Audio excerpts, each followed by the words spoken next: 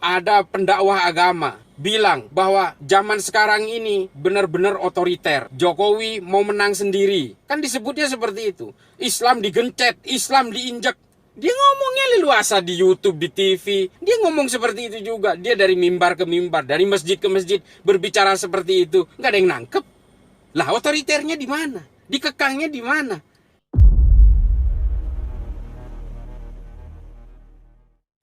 Assalamualaikum warahmatullahi wabarakatuh. Ada beberapa teman yang mengingatkan saya bahwa Cak, jangan salah, para pengusaha yang sekarang ini sangat kuat di Indonesia itu adalah orang-orang Orde Baru. Nah, ini saya dapatkan kemarin dari teman. Ya, saya kemudian memaparkan itu. Paparan saya kepada teman tadi akan saya paparkan di sini kepada para pemirsa YouTube dan juga Instagram akan saya paparkan.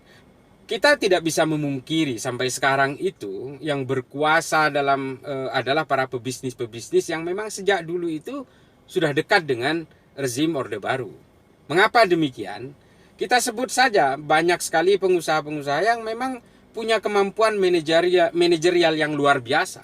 Seperti saya pernah nulis di Instagram tentang Pak Peter F. Gonta, ada juga Bapak Tanri Abeng. Mereka ini adalah orang-orang cerdas, orang pintar yang memang punya kemampuan manajerial yang bagus, sehingga kemudian mereka dekat dengan lingkar istana ketika itu. Memang bukan tidak ada pilihan lain. Pada zaman Soeharto, pada zaman Orde Baru, jika ada pengusaha yang ingin membesar, memang harus merapat kepada mereka. Itu harus kita maklumi. Karena memang pada saat itu ekonomi juga sangat dimonopoli, ya, didukung oleh berbagai kepres dan sebagainya. Ada juga secara politik juga sangat oligarki, ya. Artinya jika saya ingin menjadi pengusaha besar, saya punya kemampuan besar, saya juga bisa mencari modal besar, tentu saja saya harus merapat ke istana, merapat ke cendana, bergaul dengan keluarganya Soeharto, bergaul dengan kroni-kroninya. Itu adalah pilihan yang bukan pilihan. Artinya kalau sekarang ini ada pengusaha-pengusaha yang memegang kendali ekonomi makro maupun mikro kita adalah orang-orang Orde Baru, ya saya pikir wajar-wajar saja. Kita tahu, saya pernah bercerita tentang penyelundupan beras yang dilakukan Pak Harto di Jawa Tengah ketika menjadi Panglima Tentara Diponegoro, Pangdam Diponegoro lah gitu ya kalau zaman sekarang. Nah itu memang melibatkan Pak Bob Hasan dan juga Lim Sio Leong yang akhirnya memang menjadi pengusaha papan atas dan mereka loyal kepada Pak Harto hingga Pak Harto wafat, hingga juga wafatnya mereka-mereka. Kita tahu Lim Sio Leong menjadi pengusaha besar dengan Salim Group dan sekarang generasinya punya Indofood segala macam. Di zaman Pak Harto, Lim Sio Leong juga mendapatkan fasilitas-fasilitas dari pemerintahan untuk bisnisnya karena memang Pak Lim ini adalah pebisnis yang tangguh dan ulet. Ada Bogasari, Flour Mill segala macam, ada banyak kisah tentang itu. Pak Bob Hasan juga adalah pengusaha yang tangguh. Beliau ini adalah anak angkat Jenderal Gatot Subroto. Artinya apa? Zaman itu memang pengusaha atau orang-orang pinter, orang-orang cerdas, termasuk orang-orang yang dulu kita pernah dengar ada mafia Berkeley, Berkeleynomics segala macam itu adalah orang-orang pintar yang memang tidak punya pilihan harus merapat kepada oligarki dan monopoli tadi. Artinya begini, kalau sekarang ini ekonomi dikuasai oleh orang-orang Orde Baru, ya masuk akal karena memang kalau ingin membesarkan bisnis atau membesarkan karir politik pada saat itu memang harus merapat ke sana. Yang jadi masalah kan adalah pengekangan-pengekangan terhadap orang yang tidak mau tunduk kepada Orde Baru, kan itu yang jadi masalah. Ketika ada orang yang melawan, dibungkam, entah hilang, entah dibunuh, entah dikucilkan, banyak sekali caranya. Ini kemudian yang menjadi masalah.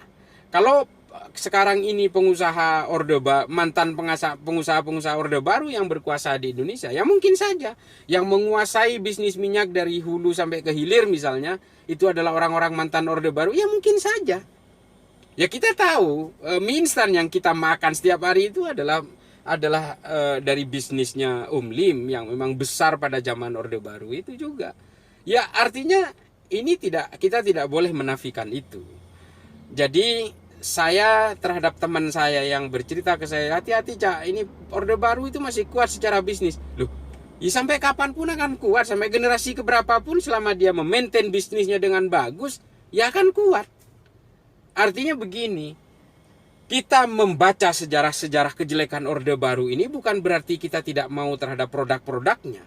Banyak sisa-sisa peninggalan Orde Baru yang luar biasa. Tol Jagorawi saya lewati setiap hari. Artinya bukan berarti kita ini tidak ingin tidak ingin menghilangkan jasa-jasa Orde Baru. Yang kita baca tentang kejahatan-kejahatan Orde Baru ini adalah dalam rangka pelurusan sejarah supaya anak cucu kita tidak melakukannya kembali. Kan itu yang jadi masalah.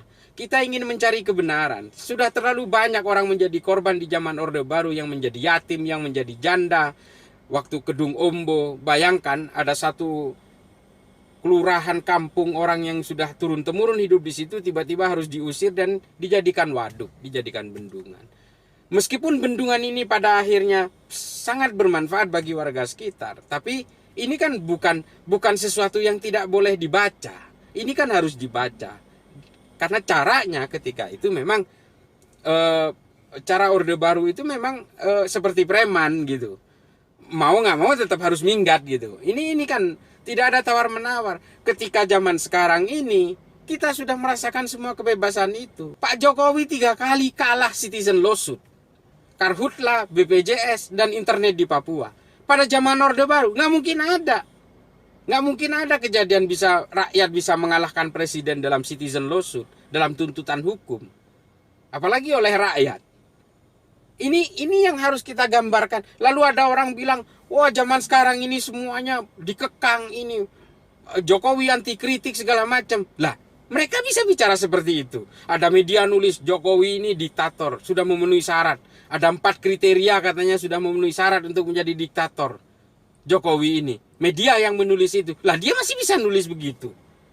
Ada pendakwah agama bilang bahwa zaman sekarang ini benar-benar otoriter. Jokowi mau menang sendiri. Kan disebutnya seperti itu. Islam digencet, Islam diinjak. Dia ngomongnya leluasa di YouTube, di TV, di acara-acara TV semua. Dia ngomong seperti itu juga. Dia dari mimbar ke mimbar, dari masjid ke masjid berbicara seperti itu. Nggak ada yang nangkep. Lah otoriternya di mana? Dikekangnya di mana? Logis. Ini nggak logis. Logikanya nggak bisa dipakai orang seperti itu. Ini adalah kebohongan-kebohongan. Coba bisa bayangkan, jika Anda itu diam saja, mengkritik dengan cara yang sehat, dengan cara intelektual, kritik, nggak ada orang yang akan nangkep. Tapi ketika ngeritik sambil memaki, gambarnya Pak Jokowi dijadikan lidah anjing, kupingnya dimekarkan seperti kuping gajah, lalu digendongkan ke tubuhnya Ibu Mega, seperti adegan orang netek, mohon maaf, segala macam. Itu bukan kritik, itu menghina. Karena kita ini semua adalah manusia, punya perasaan juga. Kalaupun Pak Jokowi tidak tersinggung, yang tersinggung adalah orang di sekelilingnya. Setidaknya orang yang mendukungnya. Giliran kalian yang menghina Pak Jokowi seperti sedemikian parahnya itu. Ulamanya kita bilang ulama su aja, udah ngamuk sedemikian rupa. Ini bahayanya. Sentimen agama dalam politik itu memang tidak akan pernah mencerdaskan. Sentimen agama dalam politik hanya membuat bigot-bigot itu semakin buntu otaknya. Ini saya sudah harus bawa ini sentimen seperti ini. Ini nggak benar. Ini nggak benar sama sekali.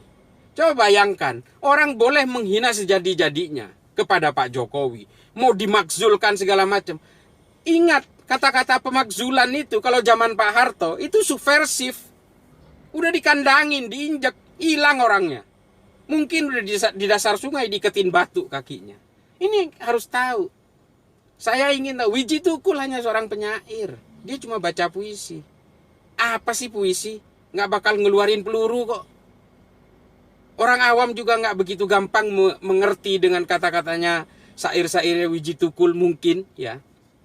Yang ngerti hanya orang-orang yang bisa memaknai majas-majas itu. Tetap saja diculik dan dihilangkan. Sampai sekarang nggak ketahuan mayatnya kok. Aktivis yang lain, Bimo Petrus segala macam, mana ada jejaknya? Ini kan orang-orang kritis. Kalau saja Pak Harto itu tidak tumbang pada tahun 98 itu, Adiana Pitupulu, Budiman Sujatmiko, mungkin udah hilang. Ini yang harus kita ketahui oleh generasi milenial. Kalian sudah tahu masa-masa kebebasan, lalu mengatakan zaman Pak Harto lebih bagus. Kata siapa? Mohon maaf, ini kalau terlalu panjang saya akan jadi semakin kemana-mana ngomongnya. Jadi ya cukup itu saja. Jadi mohon maaf, saya menceritakan sejarah-sejarah Orde Baru ini bukan berarti ingin mendiskreditkan jasa-jasanya, tidak. Mereka juga berjasa banyak. Saya sudah gambarkan, tol Jagorawi saya lewatin setiap hari. Itu adalah peninggalan Orde Baru yang luar biasa. Jadi ini bukan berarti saya hanya ingin meluruskan sejarah supaya tidak ada lagi penghilangan-penghilangan sejarah itu. Hanya untuk konsumsi politik. Sejarah-sejarah jelek itu banyakkan diumpetin oleh orang karena dia ingin meninggikan sesuatu untuk dikendarai dan diperkosa. Itu saja. Kita juga di dalam Islam, banyak kita mengenal sejarah-sejarah yang sangat buruk dan tidak mengenakan, tapi tetap harus diungkapkan.